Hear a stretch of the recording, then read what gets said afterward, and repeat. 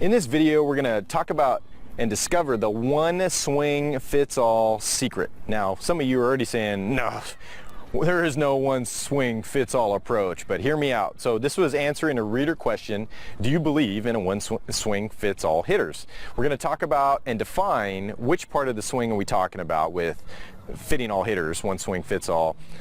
We're going to talk about how the pitch plane dominator is a formula. It's a proven human movement, proven by science, or validated by science, human movement principle formula.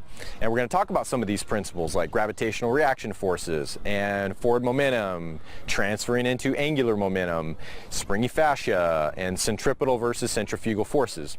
So first, let's start with this question, tackling this question of do you believe in a one swing fits all hitter? Let's define what part of the swing you're talking about.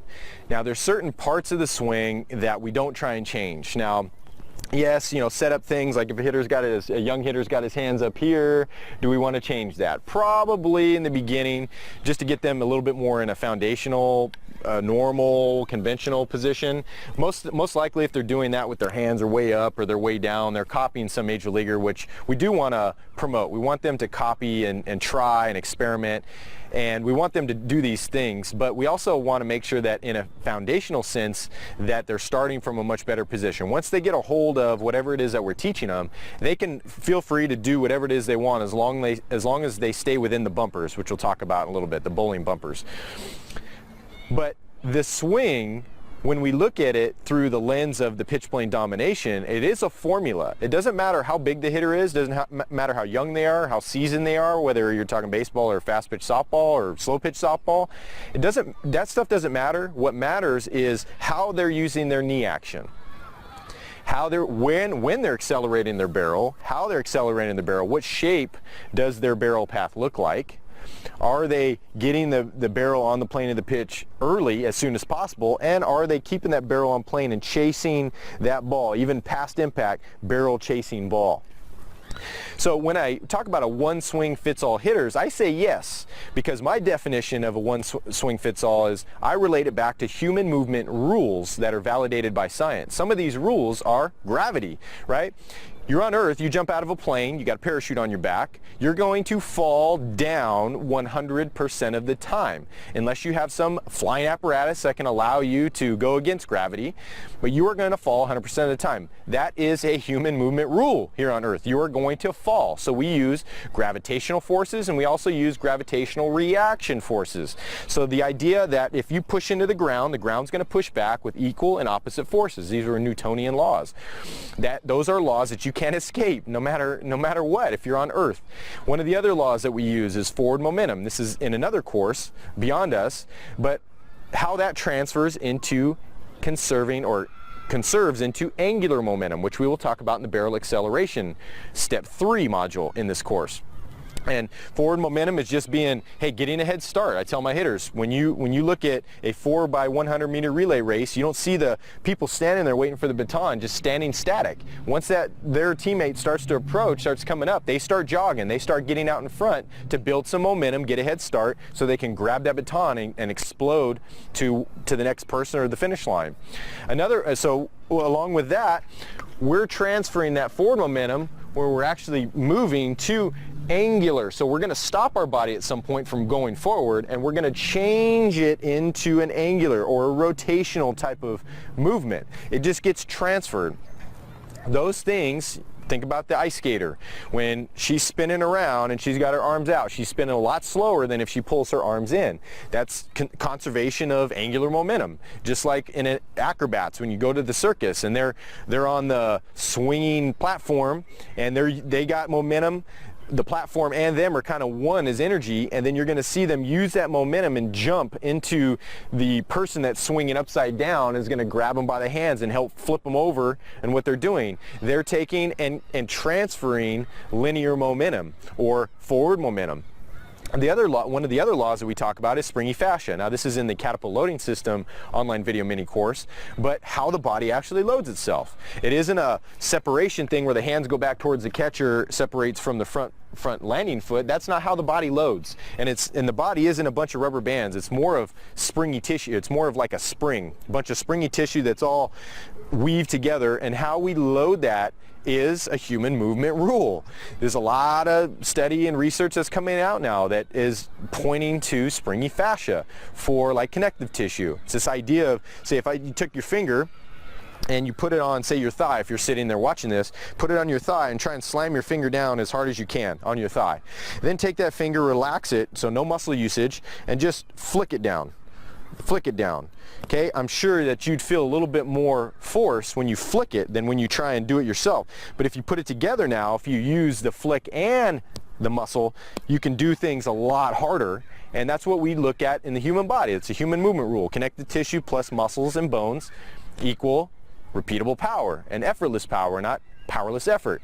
The last thing that we talk about, we see a lot, especially when it comes to turning motions like the swing, we see centripetal versus centrifugal forces. Centripetal is center seeking. So if I had a rock on a string and I was swinging that rock in a circle, okay, that rock wants to, because of my hand holding it here, it's keeping it from flying away. But that's centripetal forces, center seeking. The center is here, it's seeking that center because I'm holding on to the end of the rock, into the string. But then if we talk about centrifugal forces, those are center fleeing. So the minute I let go of this string or the bat, then that bat's going to go off in a tangent direction. It's going to go away from this circular pattern and it's going to go off in a tangent direction. So the swing is a little bit of both. We're using, when we're conserving from linear into angular, we're kind of going into centripetal forces here. And then as that barrel turns the corner and begins on its linear path towards the ball, then it becomes more centrifugal. We're trying to, without letting go of the bat, we're trying to have that barrel chase that ball out this way. Okay, these are all human movement rules. If you're on Earth, you have to abide in these rules. So when I talk about and answer the question, do you believe in a one swing fits all hitter?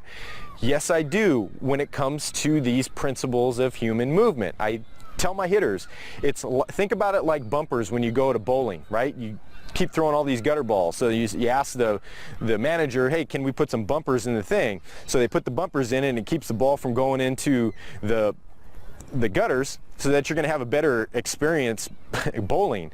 And usually you do it with the younger kids and at a party, and you're getting strikes and things like that. They're having a good time. Well, those bumpers are keeping that ball from going in the gutter and getting a big fat zero. So it's keeping it within the confines of those bumpers, so that end result can be actually fun, make it fun.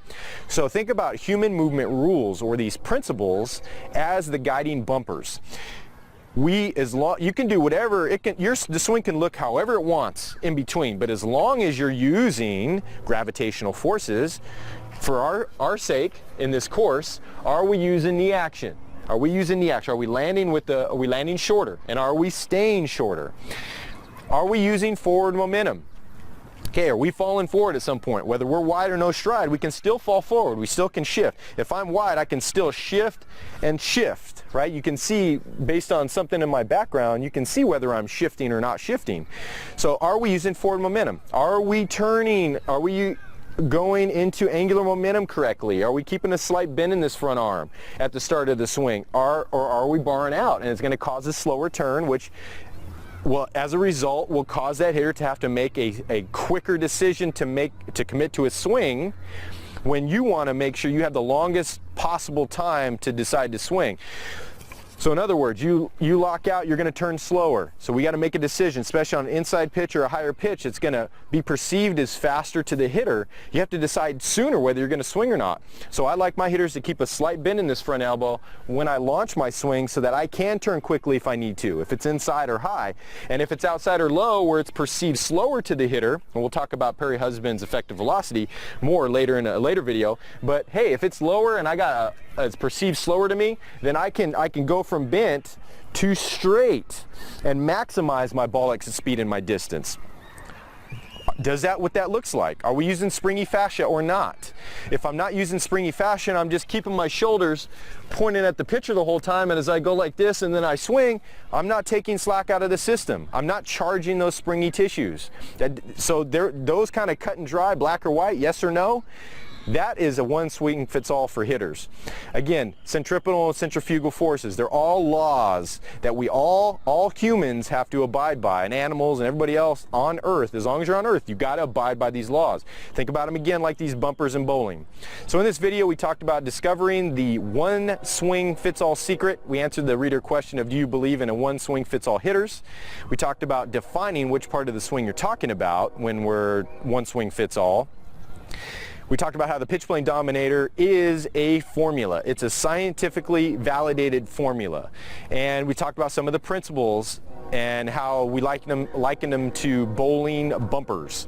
We talked about ground reaction forces. We talked about forward momentum transferring into angular momentum or rotational momentum, springy fascia, and centripetal versus centrifugal forces.